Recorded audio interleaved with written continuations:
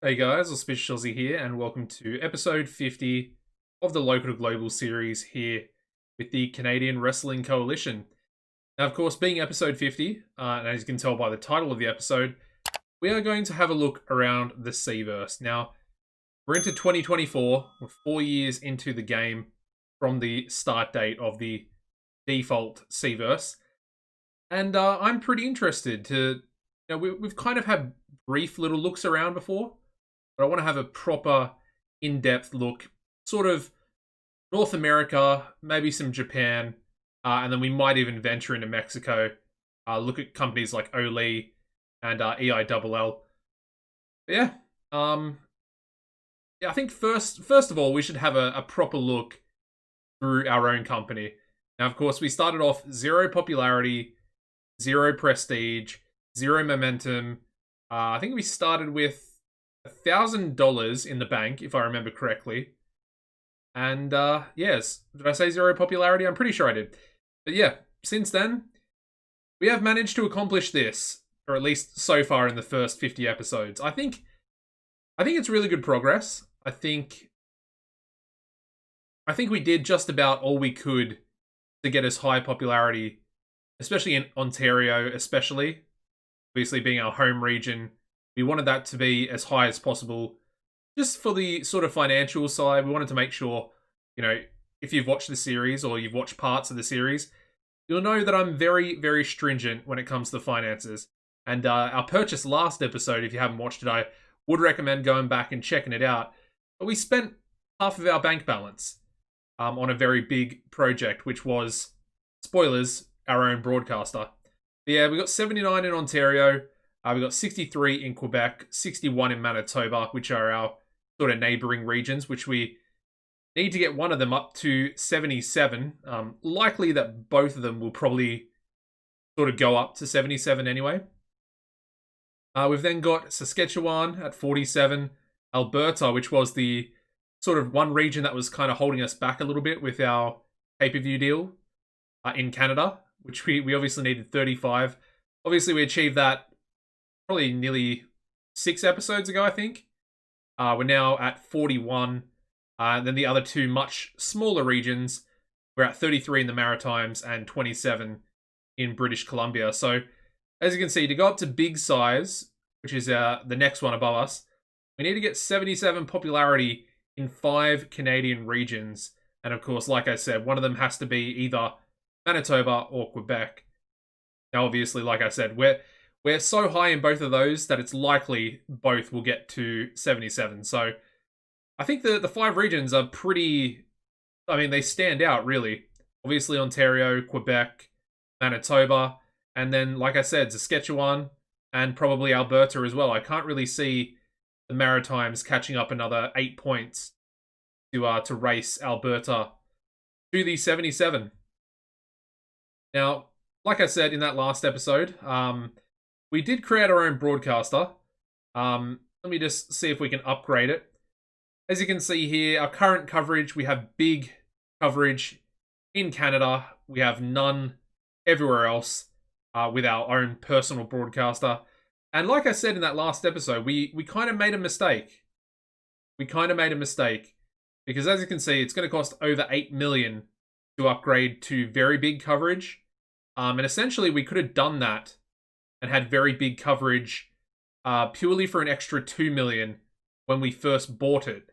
So I would recommend, if you're relatively comfortable, like we are, we had just over 10 million in the bank. And this, I think, cost about 5.25 million, if I remember correctly.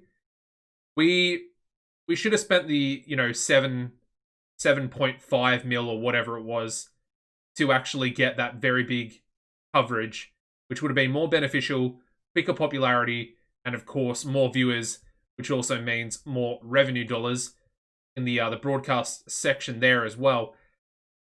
It's a big oversight and an expensive oversight as well. Obviously, I haven't really done too much with personal broadcasters for specific companies. I did have a BCG series, but I think that series sort of wrapped up when we first purchased our broadcaster, so wasn't too to educating that experience. Anyway, the next thing I wanted to go over is our merchandise real quick. As you can see, we're at level 6. The merchandise was something that I didn't really upgrade at the beginning of the series, and looking back on it, it was a pretty costly mistake, and I think we would have been much better off, earlier in the series financially had I done that. So, yeah, and again, that's another kind of oversight. You work through these things, and obviously we came out the other side, and we've obviously done pretty well. Only at 18%, as you can see. We gain such a small percentage per week at this point. It's literally going to take a very long time before we go up to level 7. I guess the next thing to say after last episode is we also have an injury at the moment. As you can see, young star James Diaz, who I had pretty big storyline plans for going forward, sustained a broken neck in the main event of the last show of last episode. Out for 1 year and 3 weeks. No surgery available. And safe to say that his career, I'm hoping it's not over. I hope he doesn't sort of deteriorate, because he is literally our best up-and-comer. That's a really frustrating thing to go through. I even had a comment saying that I should have just, reloaded the game and tried to get rid of that injury. But obviously, I try and play, I would say, at least semi-realistic. We've changed a few things around. And we did a few sort of gamey things back in the past, running 4 events, which is a lot more money than you would get running sort of weekly shows. But yeah, I mean, his career it's going to at least halt. And like I said, there is the potential for him to potentially lose a little bit of, his talent, which definitely sucks. Anyway, I want to go over a quick creative meeting, and then I think we might actually move on to some of the other companies around the CVERSE.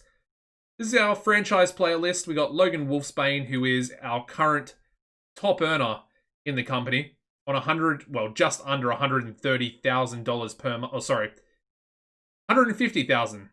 That is his estimated cost. So he's on $150,000, but we do have him for 10 years. He was actually with the company back when we were, I think when we were tiny. I think he was here. As you can see, back in June of 2020. So that first year he came in halfway through, and then TCW signed him in January of 2021. And of course, he stayed with them up until December of 2023. Yeah, so nearly 2 years. And obviously we signed him back. He was very popular. I think he was at about 78s across every region. And as you can see now, we've already got him up to 85, with 80s across most of the US as well. So he's doing really well, and he'll continue to do well. Let me just show you his stats real quick. Safe to say, you know why we brought him back. The 84 technical, 88 basics, solid consistency, really good stamina there as well. And of course, he does have the star quality. He's also James Diaz, the guy that just got injured. He is his cousin in the game, so that's pretty interesting as well. I think we're gonna try and build towards a storyline that focuses on Logan getting a bit of I guess revenge for his fallen cousin at the hands of Aldous Blackfriar in at number 3 here, and Mutant as well. Anyway, up next we got the GOAT of the series. I literally cannot say anything better than he is probably the greatest wrestler this company has ever had. He's I think a 3-time world champion. As you can see, his popularity is pretty ridiculous as well. 86, so he's actually higher than Logan. But he was 87, which I believe was his cap back in the day when he was our unified world champion. He's at the moment, he is sort of in a bit of a redemption arc if you haven't watched the series too much, or you don't really watch consistently. He lost about three or four matches in a row, like big high level matches, title matches in there as well. And he's just now starting his sort of redemption arc, coming back. And he'll definitely want to be a challenger over the next sort of 3 months again. Now, this man, I already mentioned him. We have Aldous Blackfriar. He was the winner of our first ever tournament, which was One Ring to Rule Them All. He did fail in the subsequent title match the month after at Final Chapter, which is sort of our season finale, if you will. Currently finds himself on 84 popularity in Ontario. Some solid 70s and 75, 74, 77 across the US there as well.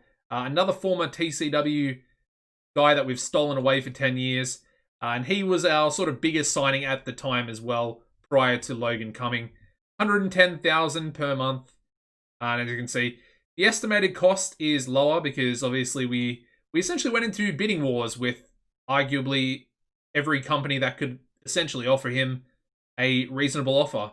So, yeah, we had to pay a little bit over the odds, but they're both 28 years old. Absolute beasts in the ring. And they definitely have the star quality. As you can see, 98 basics there for Aldous. 85. He's actually gone up to 85 psychology, which is surprising. Lovely to see that sort of blue numbering there as well. And as you can see, the real reason we wanted to get him, incredible, absolutely incredible entertainment stats. On the mic, 89. I mean, you can't really get much better than that. Put that together with his sort of in-ring stats. I mean, the only downside is, I guess, his stamina is pretty low at 75. So, even still, we only really do 20-minute matches now. We've kind of learnt that it's not really beneficial to go any longer than 20. All right, number 4, we've got Angry Gilmore, absolute stalwart of the company. Definitely a future Hall of Famer, former world champion as well. There was a point in time where he was sort of single-handedly carrying up our shows, like boosting them up, because he was getting 100 rated angles. And to be honest, there was no one even close to him. He got up to like 80... I think he might have gotten to about 87 popularity as well. Now currently finds himself down a little bit at 79. As you can see, he was 85 again for quite a while. With him, it's pretty easy to boost him back up. Really just have to, give him a win at a pay-per-view and give him some angle times throughout the TV shows. At the moment, he's agreed... Let me just jump out of here for a sec. He has agreed to put over Maddie Faith, which is one of our best up-and-comers. And basically, he's essentially about to make Maddie Faith a main event talent. He's agreed to put him over twice. And as you can see, we've only got one match left in 13 days as well. And that'll be at the pay-per-view. So just before the pay-per-view, I think we'll have 2 days left. And everything changes. Maddie Faith, Angry Gilmore, one-on-one. And you can bet, well, you kind of know who's already going to win that one. So, bit of a spoiler there. But it's a pretty straightforward spoiler as well. And then finally, we have our current unified world champion, which is Mobster. A guy that I was very familiar with in the CVERSE. Of course, if you watched my Road to Glory series back with Kyler Adams, man, that's going back a little while. Very fun series. Very long series as well. Very similar to this Local to Global. And of course, Mobster was a main event talent on that series as well. So I felt pretty comfortable bringing him in. We put him on a pretty big contract. Well, he's only got about 3 years left, but I think he was on a pretty long contract when we first signed him. I think it was either 4 years. I think it was about 4 years, actually, because he is quite old. He's 37, so he's, sort of getting towards that point where he would almost be in time decline. But while he's not, he's going to be our unified world champion. I think he's got 2 title defenses. We can have a look at the titles after this real quick. But as you can see, 86 popularity as well. So he's sort of around that same level, really, really doing well. And as you can see, the progression, I believe he won the title here at 79 popularity. So went from 79 to 85, and then a couple of defenses later, finds himself at 87. So he's done well. And as you can see, pretty standard, very good. He does have a checkered past, but his stamina is pretty similar to Aldous as well. Anyway, that's the franchise players. I won't go over everybody in detail, but I think next big things, I should at least go over a few of them. Now, Zach Powerson, this is an interesting one because I brought this guy in originally We signed him from RIPW, which is SWF's developmental company. I essentially signed him to come in. This was prior to us signing any of the big talent. So it was probably about, I would say, nearly 6 months ago. And I wanted to bring him in to be a figurehead for us so we could get extra merchandise, kind of, fitting the mold of maybe like a Hulk Hogan, maybe with a little bit more talent. But the psychology is his biggest downside. He's at 55 now. Throughout the course of a year, you're expecting about 4 to 5 points. So to get up to 65, which is where he needs to be at a minimum, we're looking at like at least another 2 years, which is unfortunate. But as you can see, he will be pretty easy to get over with that star quality. He's pretty good on the microphone, very good charisma, but not too bad on the mic, up to 63. So he's still improving as well, which is great. He's also a squash master, so we put him in some 5-minute squash matches to dominate, and he'll definitely gain some popularity quick. He finds himself at about, 37. It's not too bad. It's sort of just under that mid-card level. I would say 40 and above is kind of the mid-carders. But yeah, future figurehead, in my opinion. And I like the look of him. I've always liked him. Of course, his original name is terrible. It's Zap Powerson. But I changed his name to Zach Powerson. And it's obviously very similar, but just works pretty well.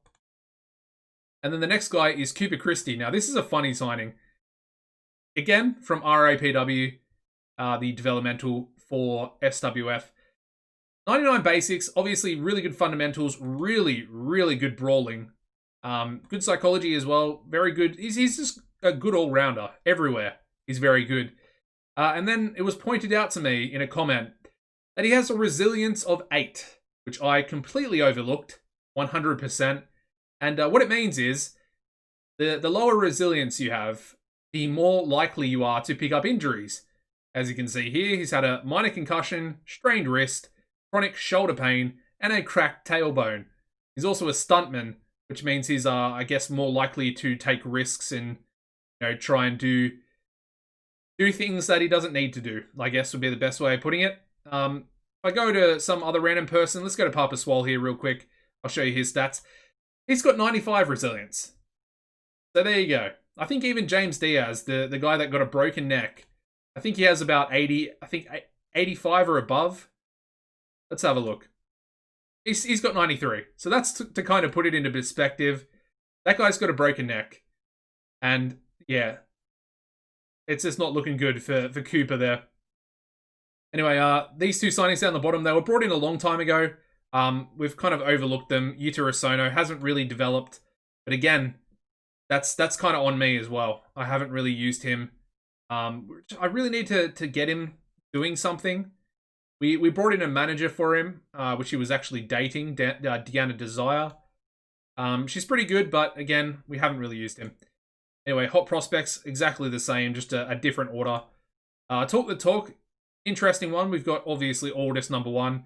We've got Gary Walker, who is Gary the Entertainer, current Canadian champion. Is, of course, our mid-card belt.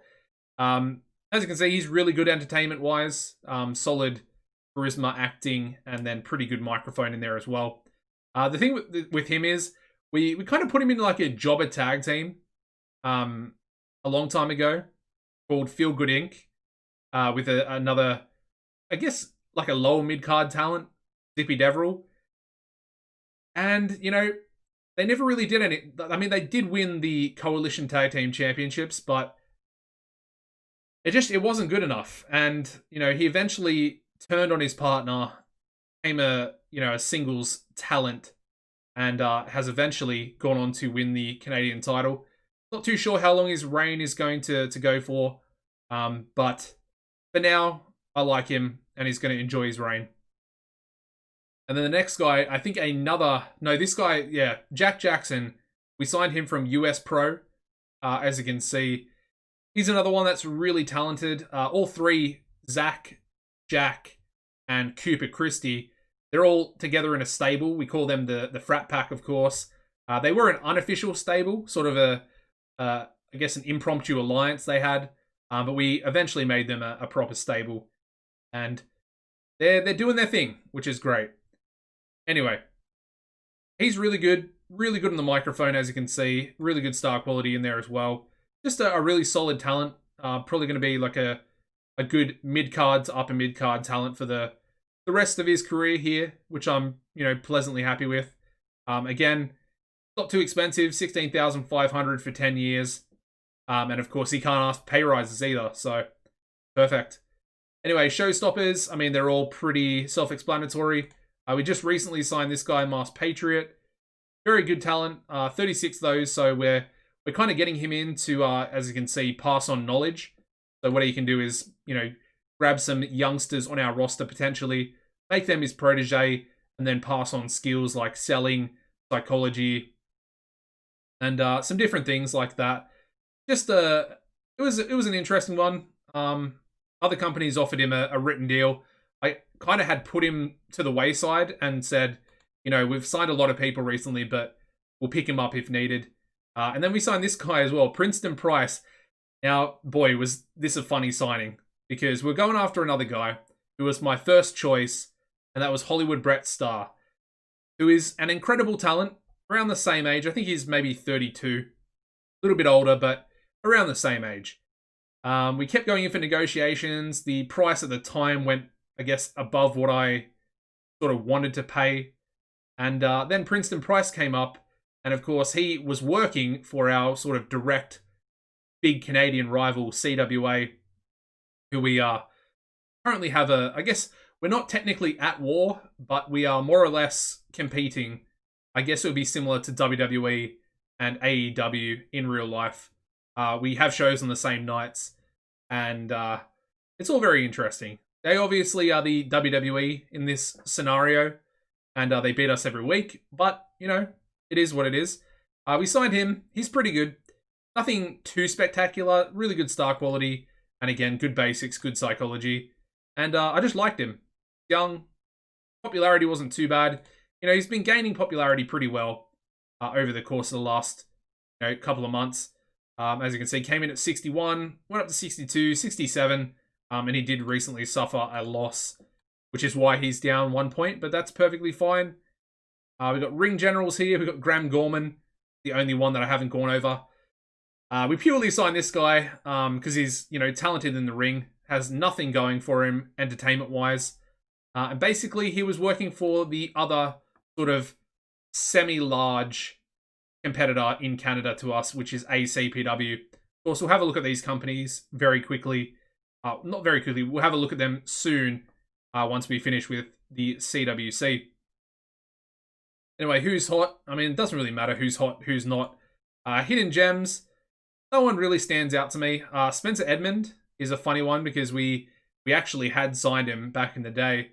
And as you can see, he currently works for Black Maple, which is I should have mentioned them, but they're our sort of arch rival company. They were created at the same time as us, same size, same region as well, I believe, as sort of a direct rival to see where they could get to. They were going to go out of business. We kind of propped them up in the editor, gave them an extra 500,000, and they've survived, which is pretty cool to see. And ACPW, like I said. But yeah, he was with our company at the start where we sort of made a mistake. Don't really want to go into it too much, but we signed a roster of people that were cheap, but we didn't really look at their personalities, and it came to, bite us in the back side. And as you can see, luckily we have a 100% backstage rating. Back in the day, it was pretty low. In those first sort of 4 episodes, it was terrible.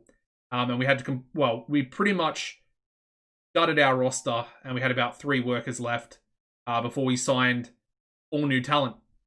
Anyway, quick look at the titles, and then we'll move on. Canadian title, former holders, we've got Marco Gonzalez, Zombie Boy, and then, of course, Cooper Christie, who does have the highest amount of defenses there. It's a fairly new title, as you can see. It was only created May of last year. We then have the Coalition Tag Team titles, created back in January of 2022. So, bit of a history on this. Bit of a history. We have our first ever champions, which was Brett Kyle, Taylor Norton, Young and Wasted. Not many defenses on them. We then actually, surprisingly, we went to Los Hemanos, kind of the forgotten about sort of tag team. Brothers for Life is their stable. Also kind of forgotten. They're kind of like the lower mid-card stable. We were going to originally push Gonzalez, but he, kind of capped himself out in the ring. And just looked like a star in the making, but turned out to be a bit of a dud. And they had 5 defenses, which is actually, it's pretty sad that is actually the most defenses ever for this belt. But it then actually went to Feel Good Inc., like I said, Gary Walker, Zippy Deverell. They had a pretty short title reign there as well. We then had the Rock City Stars winning the title, making 4 defenses, before Young and Wasted made their second ever, or made themselves 2-time champions, winning the titles for that second time. They got 4 defenses that time, had some really good matches, really good sort of storyline based, I guess, normal tags and then triple threat tags with the Rock City Stars and our current champions who dethroned them, being the Moneymakers, Stephen Parker and Jackpot Jordan. As you can see, they did successfully retain their title in the rematch against Young and Wasted, and they've held the belts for 47 days, and I believe they will be going up against the Rock City Stars. I did have that written down somewhere. Let me quickly double check that. Where are we? Storylines. Coalition tag title. Yeah, so they are going up against the Rock City Stars yet again. But yeah, that's basically it. Quick look at our stables here. Like I said, Brothers for Life, kind of the jobbers. We then have Faith No More, which is kind of the up-and-coming, emerging top stable. I didn't really get a chance to show you Maddie Faith, but this was a guy that originally I was going to pass on. Obviously, I knew him pretty well. I had him, I think, back in 2013, TEW 2013, where he turned out to be our biggest star in a personal save that I had. But he's come in like a house on fire. You look at him on paper, he doesn't exactly look like the best talent in the world. He's capped already at 74 basics, 73 psychology. However, he's really good on the microphone. Star quality is also a little bit low, but he has that 75 brawling, which pretty much gets him by against whoever he versus. He just seems to work really well, and he's very, very talented. Of course, his father is a former SWF world champion, I believe. Yeah, multi-time world heavyweight champion and Hall of Famer as well. So his father, Christian Faith, pretty high pedigree. Anyway, let me show you his popularity growth. It's been pretty incredible. As you can see, he came in around this time. I think it was 40, it might have been 42 popularity. But he gained massively, 4 points in that first month. Next month, he gained 7 points, going up to 53. Another 7 points going from October to November. He did stall out in December.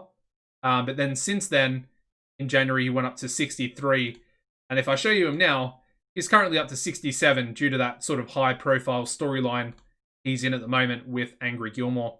So he's doing really well. We also managed to get Charlie Corner, who was a jobber for literally the first 3 years of this series. And it was only until Maddie Faith invited him to join the stable that his career kind of took off. He's up to 46 popularity, which I never thought he would ever get to. He was kind of stuck around this 34, 35 mark, which is like the lowest you can get for a jobber, I guess. Since then, just appearing in angles with Maddie Faith, he's actually his manager as well, which is actually something that I want to turn off because I noticed that we started getting some penalties. So let's do that. I might have already done it, actually. I can't remember 100%. Yeah, I think I did actually turn it off in last episode, or I did it off camera. Not 100%. Anyway, doesn't matter too much. Rest of the stables, we have the crew, which is soon to be changed. Because Kavanaugh, we're going to job him out, kick him out of the company. He's got big morale issues at the moment, and he's got a hatred relationship with Davis Wayne Newton due to a botched injury that he did against Davis when he was the world champion. So yeah, we've tried to meddle in their relationship to make it better, and it's actually backfired twice. So it went from simmering tension to dislike of each other, and now it's hatred. So there we go. I think at the moment they're actually in a storyline together, which is pretty funny. But again, it is that sort of kick-starting angle for the redemption arc of the GOAT. So yeah, Kavanaugh will be leaving. We're going to replace him with Mobstar, who has formed a interesting sort of friendship with Papa Swole. And as you can see, Papa Swole is the heir to the throne. Sort of just same thing with him as with Zach Powerson. Had low psychology coming in, and we're just waiting to get it up. And once it gets up, he could easily be a future, world champion. So very happy with him. We then have the frat pack, like I mentioned. We have Lucinda Lush, who is Cooper Christie's manager. Of course, Cooper Christie doesn't have any entertainment stats. He's got like 40s or 30s even. So we got him a manager. Lucinda kind of fitted with the mold that we were going for with these sort of younger stars. They're all kind of blonde, and of course, she's blonde as well. Just a pretty perfect fit. But again, she only manages Christie because the other two can get over with their angles.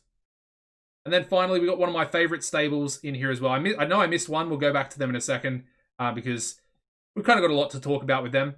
But Wall Street Enterprises, kind of just a interesting little stable that I threw together. We got John Greed. Obviously, everyone in this stable is sort of money related. We got John Greed, Stephen Parker, whose finisher, I believe, it has a money-based name. And then, of course, we've got Jackpot Jordan. And, of course, these two, like I said, current tag team champions, they are the money makers. We have Wall Street Enterprises. Then finally, our last stable. I would have to say, the most interesting stable of the series so far. We have Forces of Darkness. Now, Forces of Darkness was made under the premise of it being sort of a jobber tag team. It originated as a tag team. We then hired a third member who became their leader. We lost a member who was, in storyline terms, sacrificed, let's just say that, and put into a casket and carried away. Basically, the stable started off with Original Sinner and Wicked Lester. They came together as Doomsday Generation. They were a jobber tag team, literally never did anything. Original Sinner, he's still really bad, but he has come a long way. A long way. I mean, 10 basics in a year is pretty good. But then 3 psychology, not so good. Anyway, they were a tag team. We then brought in Zombie Boy once we went up to, I think, medium size. We brought him in to be their leader. But it turned out that Zombie Boy, while being really good in the ring, overall he looks pretty talented. 86 flashness there as well. But he has the attribute here, scatterbrained. What that means is he literally cannot, for the life of him, follow a scripted match. So every single match that he is in, we have to call it. No matter who he's versing, has to be a called match. Otherwise, you get big penalties, and the match just tanks, really. It goes terrible. Anyway, so they were the 3 members. Lester, Sinner, and Zombie Boy. But then we pulled off the signing of Aldous Blackfriar. And then we also pulled off the signing around the same time, about less than a week apart. We signed Mutant here from US Pro. And as you can see, Mutant, for a big man, he's an absolute big heavyweight. He's pretty good. Really good brawling, which is kind of what you want in your big heavyweights. But really good basics, really good psychology, pretty good entertainment stats as well. And then the 78 star quality there. Really cool to see. And he's a big monster. And as you can see, he is the deputy to Aldous Blackfriar. Kind of the bodyguard, if you will, for Aldous. And kind of does the dirty work. In storyline terms, he is going to be the one that essentially broke James Diaz's neck under the orders of Aldous Blackfriar. Of course, Aldous himself has recently been talking about the darkness forming over the coalition. And he kind of says that it's all his doing. And Mutant does the bidding for Aldous. So there we go. We've also kept a Sinner and Zombie Boy in the stable. And we kind of have tag teams for each kind of pairing if we wanted to do anything special. Essentially 5 tag team pairings there, with number 5 essentially being what is the new jobber tag team for our division.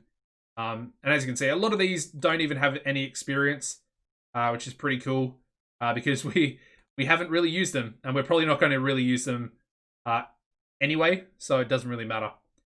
Anyway, let me have a quick look at our broadcasters, and then we'll move on to other companies, because we've literally been talking about, the CWC for 36 minutes now. So yeah.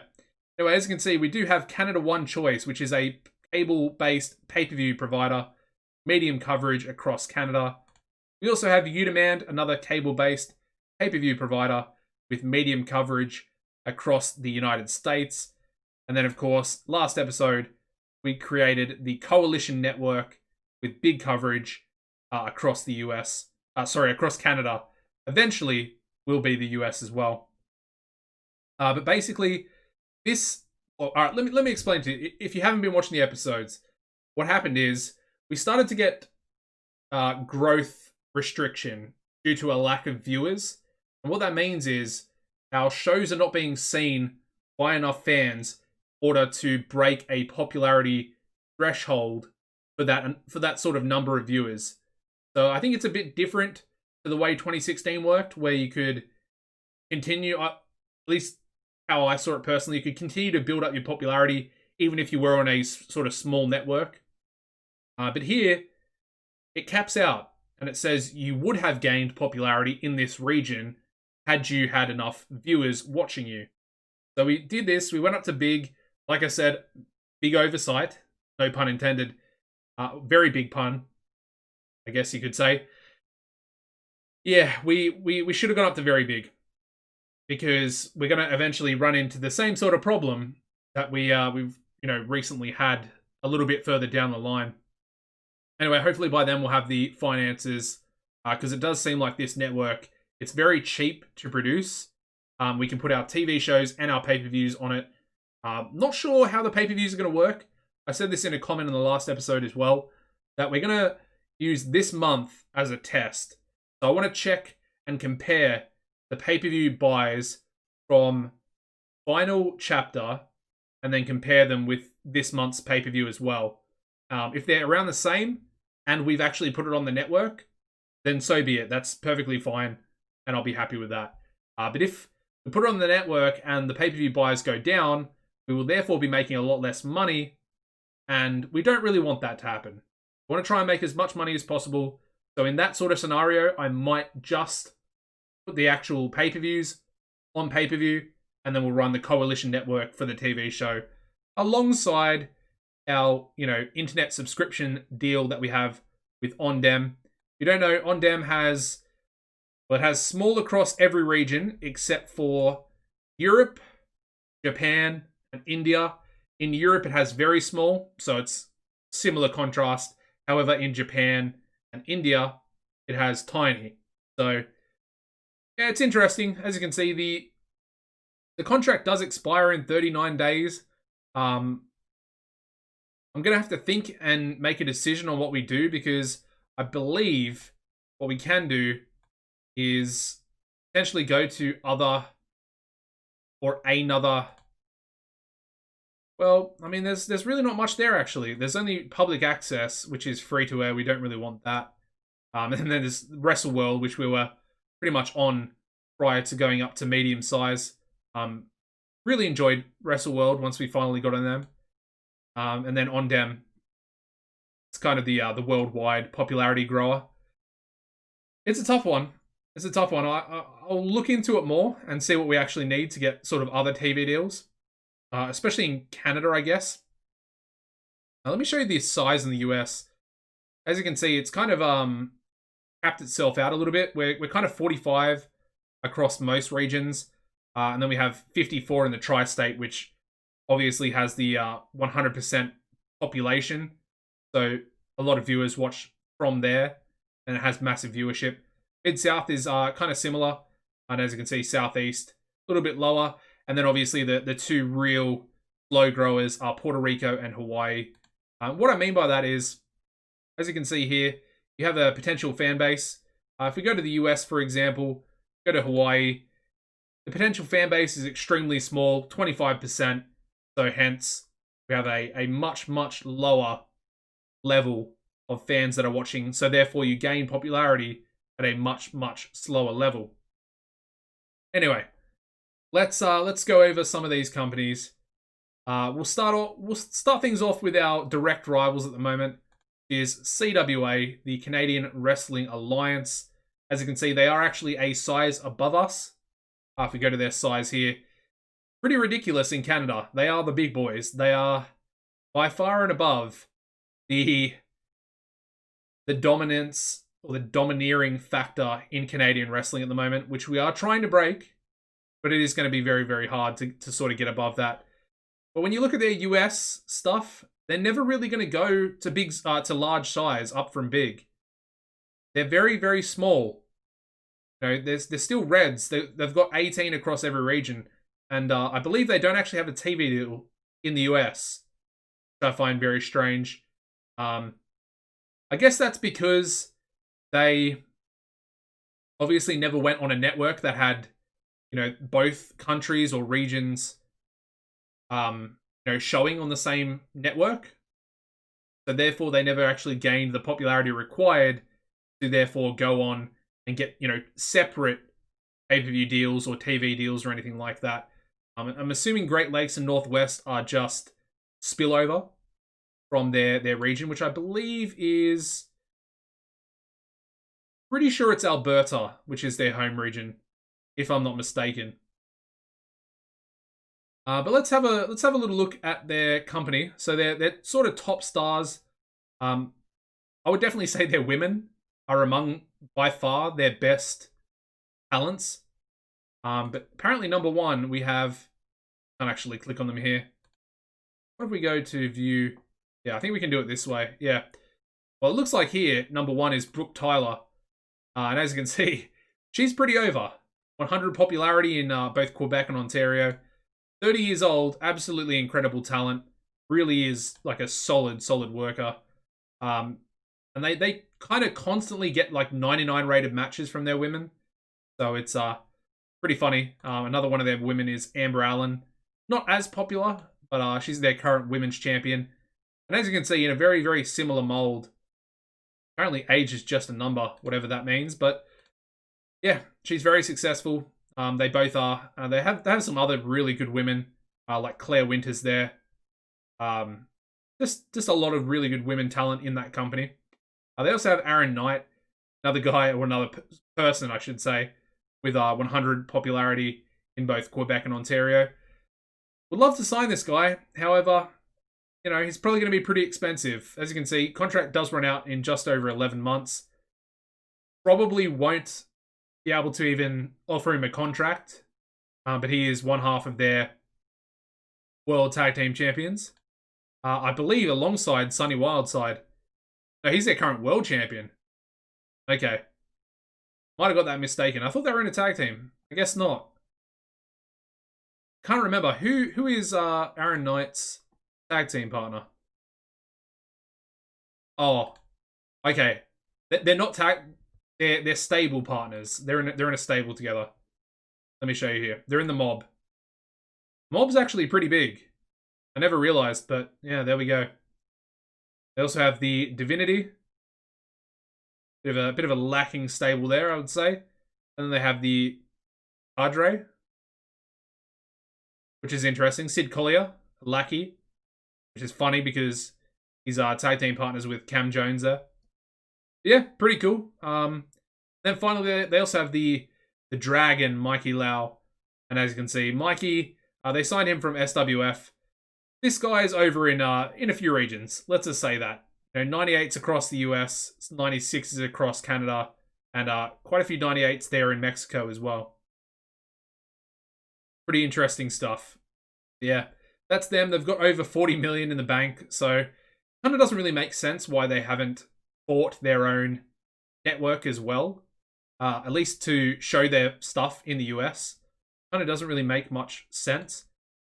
But their titles are like this. They've got the Tag Team Grand Prix. Current television champion is Skip Bow. Obviously, Amber Allen, Women's Champion. Sunny Wildside, the World Champion. And then Aaron Knight, Ricky DeColt, the current World Tag Team Champions as well.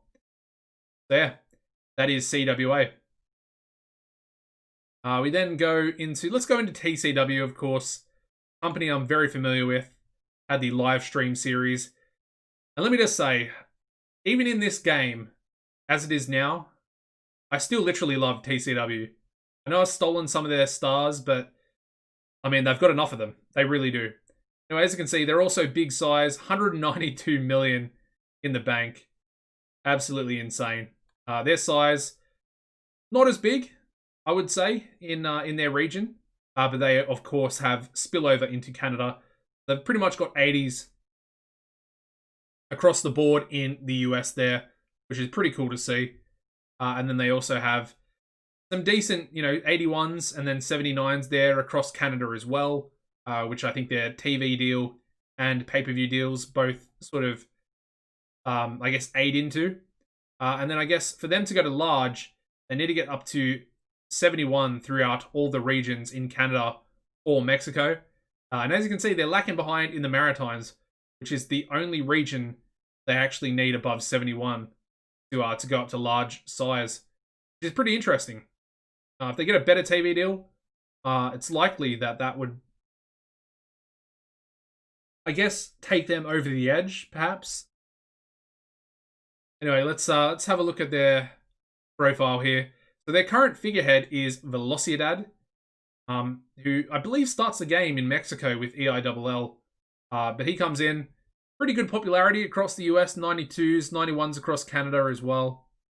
And then this guy, kind of like the ultimate high flyer, if you will. Of course, he's a luchador, 100% babyface, kind of the perfect, I guess, figurehead, if you will. But just, yeah, really talented, 37, so he's not even too old, really. We then have Wolf Hawkins, of course, a guy, if you watch my TCW save or you've ever played his TCW, you'll know that he's a very special talent. As you can see, he does actually improve quite a lot. And of course, he's got that amazing star quality there as well. And in turn, that's led to him having 97s and 98s across the US. There we go. This next one, this is a little bit sad because this was a guy I was talking about early in the series as sort of the one guy that I really, really wanted to sign to an exclusive written contract. That was Ernest Youngman, now 30 years old. And boy, does he look amazing. Look at that, 90 technical. Incredible. Great entertainment, good star quality, good basics, good psychology. I mean, look at his fundamentals. 92 basics, 96 selling, 94 consistency, 98 safety. Professional as well. What more could you ask for? 95 popularity. He's their current world heavyweight champion as well. And I mean, he's on a big contract. I mean, do I go for him when it runs out in a year and 10 months? Potentially. Because we'll probably be in a better position, I guess, to actually try and offer him a contract, I would assume. Guys that are at like that sort of level of popularity, I think you kind of need to be big size to even offer them a contract. So it's interesting. Anyway, up next we have the Behemoths, both members, which this, I guess, AI or this booker has pushed these guys incredibly well. You got Titan, who doesn't look that good. I would say Mutant on paper looks better than him. But as you can see, they've gotten him over very well. He's got 89s, 91s across the US, 85s across Canada there as well. Put on some 100 rated matches in his history. Obviously not this year, but we go to 2023, as I know for a fact he pulled off, yeah, as you can see, tag team match there, 100. The Behemoths taking on Velocidad and Aaron Andrews. Actually, I thought there was more 100s in there. It might have been the year before. Yeah, as you can see, this is kind of his breakout year. Just a lot of 98s, 99s. Another 100 in there. Aaron Andrews defeating Titan for the World Heavyweight title. This looks really cool, to be honest. And yeah, I always have a soft spot for the Behemoths when I play as TCW. And then we also have Killer Shark here. Not as over, not as impressive, but he's also younger.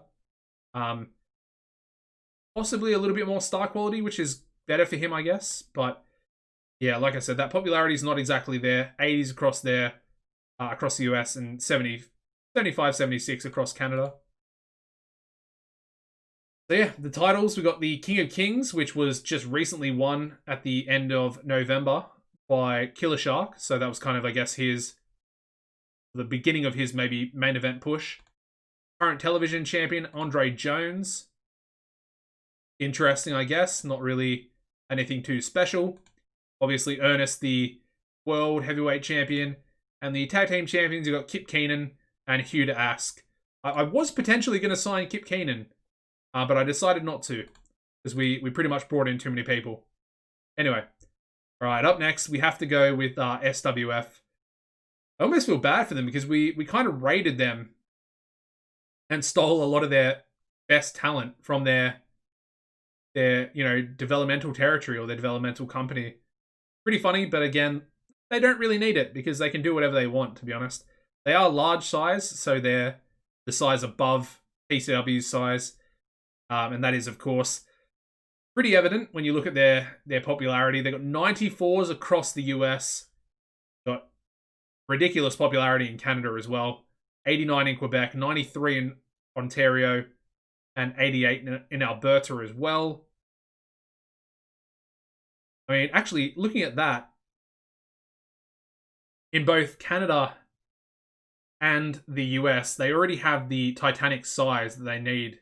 Is 77 in every region of 5 game areas. Obviously, Canada, the US, they're the game areas. And then you look at Mexico as well. As you can see, much better popularity there. Kind of 94s across 3 regions, 89s across the other 2, and then a lower 85 for the lower populated area. And again, that's 3 regions. They're already got that popularity for Titanic size. And it looks like they're building popularity there in Europe as well, which is pretty crazy to see. Kind of going for that 5th region. Also, looks like they're gaining a little bit more popularity in the British Isles as well. Yeah, that seems to be going up by 2 points each month. And it looks like their Europe growth has been pretty steady. I mean, 3 points going from these months. Now back down to 1 point per month. 2 in some regions. Yeah. Looks like they are kind of making the move to try and dethrone US Pro, which is the next company we'll have a look at. But let's just have a quick look at the stars here for SWF. Got Rocky Golden. Obviously, being a TCW, fan, he turned his back. Went to SWF, became their figurehead. And well, he's 40 years old now, hasn't really looked back. Still a pretty good talent in the ring. I mean, he's not great primary, but the 100 star quality obviously helps. So does the psychology there as well. And as you can see, his popularity, kind of 100s in all the game areas that, SWF are quite over in. For good reason. We then got Valiant, another really old worker, but look at him as well. He's kind of actually more over. He literally has 100s in all but 2 regions out of those 3 different countries. Crazy. He almost has 100 in Hawaii. 100 in Hawaii, ridiculously hard to get. Anyway, we got Sammy back, another former TCW worker. He's a current world heavyweight champion, and very similar fashion to Valiant. He's got 100s across those regions as well. There you go. What a sellout. Anyway, we then have Jacob Jett, which I believe I could have signed him. I want to say, yeah. I think I could have actually signed him. His contract did run out for US Pro, and I remember it coming up, but as you can see, he went to SWF instead for 150,000 per month, which would have cost us like 180 potentially. And yeah, you look at his popularity now. Literally 99s across all those regions as well. And with his sort of former US Pro popularity as well, pretty much every single region is quite over. So that's kind of crazy. And then finally, you got Running Wolf, who is also very over. 95s for him. Yeah, he's actually kind of the younger stars along with Jacob. All the rest are, I would say, are pretty old. Anyway, one thing I do want to mention, they essentially have like 4 TV shows, which is strange. Or 3. They have 3 TV shows. I believe 2 are A shows. Yeah, so Supreme TV is A. Alternative Wrestling is a B. But then they also have Elite, which is also an A. And as you can see, they're on a lot of networks. That is their popularity rising. However, they also have their own broadcaster. Now, let me jump back into this screen, the broadcasting screen here. We'll go to all broadcasters. Go any for this again. And where is it? SWF Network. As you can see, they are very big across the US. Medium in Canada. Medium in Mexico. Medium in the UK. Medium in Japan. Medium in Europe. Medium in Australia. And medium in India. Yeah, that's pretty insane. Anyway. So yeah, that's basically SWF in a nutshell. They're very rich as well. Let me show you their finances. 380 million. Don't really know what else to say, but that's a lot of money. And then finally, the last sort of a North American company is US Pro, United States Pro Wrestling. They are still Titanic, which I believe they do start the game as. 446 million in their bank account, which is very similar, you know, almost a same sort of level. They only have 2 TV shows, 1 A show, 1 B show. So potentially they're a little bit behind SWF, or they maybe could fall behind eventually. Anyway, as you can see, popularity in the US, only 86. It's not terrible, it's really good. And by far higher than what they ever need. Canada, surprisingly higher, which I don't really understand, but anyway. Maybe has something to do with the wrestling industry in the regions. I don't know. Anyway, Mexico also higher than the US, which is funny, being 89. 89 across pretty much all the British Isles, the UK. I call it the UK. I know Ireland's in there as well, but yeah, Wales is pretty low. Japan, 89s. We then got Europe, 89s. Oceania, 89s, except for Tasmania. Okay,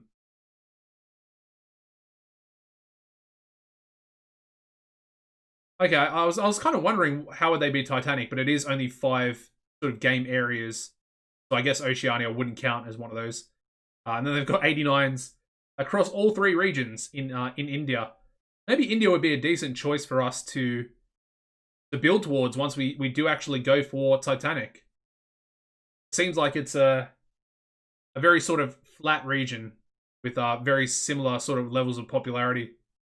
So yeah, I guess we'll try and take a thing or two potentially from US Pro once we get up to that sort of, you know, large level going into Titanic, which is the goal, of course. Titanic is the equivalent of global from 2016, so hence the local to global. It is essentially insignificant to Titanic, but of course we go by the old names as it's just a little bit easier to recognize what the actual challenge is. Anyway, they got Nicky Champion, their figurehead, 96 popularity, 39 years old. Pretty good. 100 star quality for him as well. Yeah, another amazing babyface, as you would expect. We then have Steve Freely. 100 popularity across every... Wow. Literally almost across every single region in the entire game. Except for Shikoku and 88 there for Tasmania. Which I don't think he'll ever be able to get up to 100 in Tasmania. Unless maybe they run their shows there, but they're never going to do that anyway. That's crazy. But as you can see, he's very good. Very high star quality as well. So when you see that, you know, he has 92 star quality, for example, it kind of makes me feel better that, you know, some of our guys might not have 100 star quality, but he's arguably the most over person in the entire game, and he doesn't actually have 100. He has 92. So you can see that, you know, you can still get people over to the top levels, and it's possible without 100 star quality. Anyway, we've got Alicia Strong here, another one of the best women in the world. Absolutely incredible. Again, very high technical, but she also has brawling, aerial, flashiness in there as well. Incredible on the mic. She only has 77 star quality, but yet she has 99 popularity across every region. There you go. She actually has 89. She has higher popularity in Tasmania than Steve Freely does. There you go. We then have El Leon, another signing from EILL. Of course, US Pro World Champion at the moment as well. 41-year-old, masked Mexican. 93 popularity across the world. Pretty cool to see. And then the final guy, former TCW worker, Aaron Andrews, the ace himself, working for US Pro. It's an interesting one. Obviously, by far and above their best actual worker, in my opinion. But as you can see, he is essentially as over as everybody else, just not in every region. 99s literally across all of the US, and then a 99s everywhere except for the Maritimes in Canada as well. And then I guess he's only now starting to maybe build up. No, he hasn't really been gaining any popularity. When did they sign him? It was recently, but I don't... Oh, okay, it was like literally like 1 month ago. Oh no, it's still... He might not even be there yet. No, he is. $641,000 per month. That's a big contract. What about Nikki Champion? Yeah, it's not as expensive, only 332. So Aaron Andrews is literally on double the figurehead at the moment. Steve Freely, yeah, so he's on 629,000. Okay, interesting, but there we go. That is US Pro. Now again, their broadcaster is similar, still with Reverie, which is it's essentially their broadcaster, but it was put in the game, and as you can see, the owner is the company owner is Alan Packer, and as you can see, he is also the owner of Reverie. And as you can see, largest subscription-based platform, huge reach and power, was the key for turning US Pro into the behemoth of professional wrestling. And as you can see, they have huge across all of Canada and the US. They've got big in Mexico, British Isles. They've got medium in Japan, Europe. They've got big in Australia, or Oceania, I guess it is. And medium there in India as well. Very strange. Don't know why they wouldn't just upgrade it all to be the biggest size possible. I guess they don't really need to. Kind of the easy way to talk about it. They don't need to. Anyway. Now the next thing I wanted to do is to go into Burning Hammer. As you can see, they're big. Haven't really done too much. But what I want to do with them is quickly check their size. So obviously they're the biggest Japanese company. 92s, pretty much across every region. A couple of 93s in there as well, actually. Probably more 93s than 92s. But as you can see, looking through here, there's not a lot else. It's purely just Japan-based, really. So it's unfortunate for them. They're probably not going to go up to large unless they do get their own broadcaster in another region shown on their shows.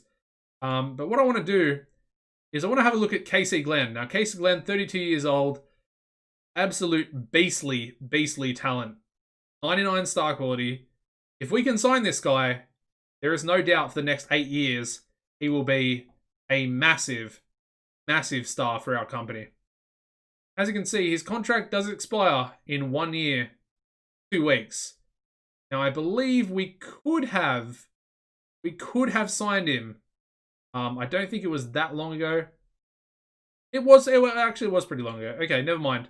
So 1 year, 2 weeks, and he's going to be ours. I'm going to go all out. I think every other company in the world will probably try and sign him as well, but we are going to win. We are going to be the top bidder. I guarantee it. Then I guess to kind of finish off the episode here, we'll take a quick little look at EILL. Where is it? There we go. Of course, formerly called South of the Border Pro Wrestling. And now they find themselves... I don't think they're as big. They might be. 87s across all of Mexico. Obviously, zero popularity kind of in Canada. The US looks pretty good. 79s across all the big regions or the main regions. But to go up to large, they literally need to get up to 71 in every US region. And as you can see there, they're a little bit off that. They're, what, 6 points in both Puerto Rico and Hawaii, and then only, what, 4 points away in New England. They need better TV deals. They need a better broadcaster, I guess, or they should get their own broadcaster, which I don't think they have. Yeah, so they're only showing on Canal Uno, which I believe only has small coverage in the US, from what I remember. Take a quick little look at Mexico here. Yeah, so the big coverage across Mexico, but only small coverage in the US. So, kind of, I don't know, I would almost say it's not very beneficial for them to be on there. There are better deals, like North America Prime Select for their pay-per-views. They might actually be on with them, although they're not because there's no current deals. There are kind of better options out there. Yeah, so they could forego with that and get onto this region because they are big size, and I assume they do have. Oh, they might not have 15. No, they should have 15 regions. Yeah, I'm pretty sure they do have 15 regions. They only need 55 popularity, so they could essentially get onto this network here. I know it would take their coverage in Mexico down to medium from big, but they don't really need that coverage in Mexico anymore. And then they would get medium coverage in Canada and big coverage across the US, which is the one thing that's holding them back from going up to that large size. Don't need to really go over their stars. Obviously, they're all luchadors. Most of them probably can't even work in Canada. Again, we could probably ask them to come and work, but yeah, we don't really want to be doing that. We've kind of got our roster. I feel like we've got a really good roster as well. And we're kind of really building some top stars, in my opinion. And of course, just recently, I went through all of our storylines, fixed them all up. We've got proper storylines going now.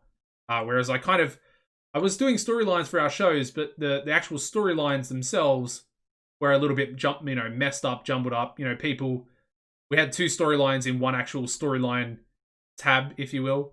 So yeah. Anyway, the last thing I want to do to finish off the episode is to show you our top 100s. As you can see, our top 100 events, so, both pay-per-views and TV shows.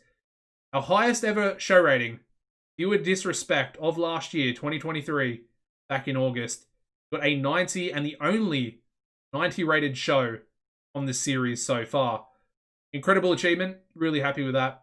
But before that, I'm not sure if it was the Go Home show, but there was a show in that same month of August leading up to Pure Disrespect that we got an 89 as well, which is a little bit higher than our third best show, which was literally 2 episodes ago, which was Final Chapter. That's big sort of, I don't want to call it the WrestleMania, but it's our big season finale, really, finishing everything off. And then, of course, we started with all our new storylines. So that also got an 89. Kind of sucks a little bit that it was not as highly rated compared to that Coalition Wrestling episode. But it does take the number 3 spot, which is pretty cool. We then have a couple of 88s. We have Unholy Alliance and another Coalition Wrestling episode. Kind of sucks that the sort of pay-per-view or events themselves are falling behind the TV shows here. Might have something to do with decimal points. I don't know. Might also just be, I guess, alphabetical order, because as you can see, the C comes before the F and the C comes before the U.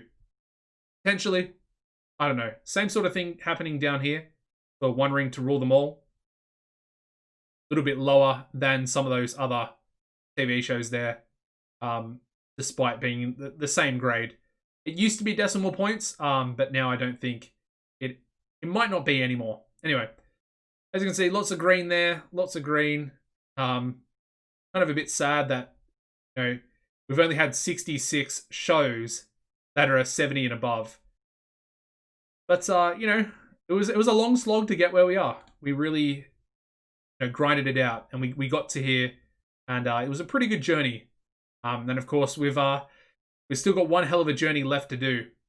And, if it takes me until TEW 2024 or 23, whenever the next game is released, so be it. We're going to get there. We are going to reach Titanic size. Potentially, I don't want to say we will. Potentially, we might try and become the best company in the game. I don't know. Titanic is the first goal. The overarching goal of the series. Anyway, our best ever matches here. We got a 95, which was the most unexpected match ever. Just a random tag team main event on the TV show where we had the Golden Goats, of course, Davis Wayne Newton and Zeus Maximilian taking on Angry Gilmore and Graham Gorman. And I believe these two were actually in a storyline at the time as well. So, very, very, very strange stuff. And I believe that was the episode that we got 88. Yeah, I believe it was that episode there. So the April got an 88. So it was at the time, I think it was our best ever show as well as our best ever match. So that's pretty cool. We then had the final chapter match, which I was super happy with because the sort of semi-main event between Davis and Logan really tanked. Only got like a 79. I was expecting that match to get a 90 or above itself. But this world title match, we had Mobstar defeating Aldous Blackfriar just recently, like I said, 2 episodes ago. Getting us a 93 there, which was kind of a breath of fresh air, really. It was really special to get that. I want to go back a little bit further. We go to number 3, 92 rated match. And this is why I'm so upset about his injury. We had Davis Wayne Newton, the GOAT, defeating a young 21, I think, 21-year-old James Diaz at this time at Pure Disrespect, which I believe is our best ever show. So this match, number 3, main evented our best ever show with a 21-year-old who now has a broken neck. Getting a 92 rating there. Incredible stuff. Absolutely incredible. His popularity at the time was only like 65 or 66 or something like that. Not even that high. Obviously, Davis was the current world champion. The unified world champion, sorry. And also had about 87 popularity. And yeah, like I said, taking number 1, Pure Disrespect there. Really good stuff. We had a couple of, 91s here. We had Davis defeating Angry Gilmore, one of our most serious and best rivalries or storylines we've ever had in the company. Those guys went back and forth. Not 100% sure, but that might have been... It was a long time ago now. It was back in May of last year in game time. But I believe that might have been the unification match. We had the CGC world title, which was held by Davis. And then we also had Angry Gilmore, who was the current CWC Coalition World Champion as well. And we had a unification match between those two. And I think it was that match, getting us a 91. That might have been that match. I can't remember 100% at Unholy Alliance, but it very well might have been. And then again, we just had another, I think it was a number 1 contenders match between Ozzy Goldstein and Mobstar on a TV show. Also getting us a 91 there. Those 5 matches, or 6, no 5 matches there are our only 90 plus rated matches. So we've only had 5 of them. However, we've also had 17 85 and above rated matches as well. So, in a weird way, we've had a lot of good matches. We've only had 5 what I would consider to be, I guess, world class matches. Even still, I think that's really good. Attendances are kind of skewed to popularity. We almost broke 50,000 people. The final chapter, obviously, biggest event of the year, second best ever show we've ever held, and second best main event? Third, I can't remember. Anyway, it doesn't matter. That's pretty much it for the episode, guys. Hopefully you enjoyed it. Again, this one was episode 50. It's kind of a look back. If you enjoyed it, please make sure you smash a like on the video. Make sure you subscribe to the channel as well. And we are so close to 10% of subscribers with the notifications turned on.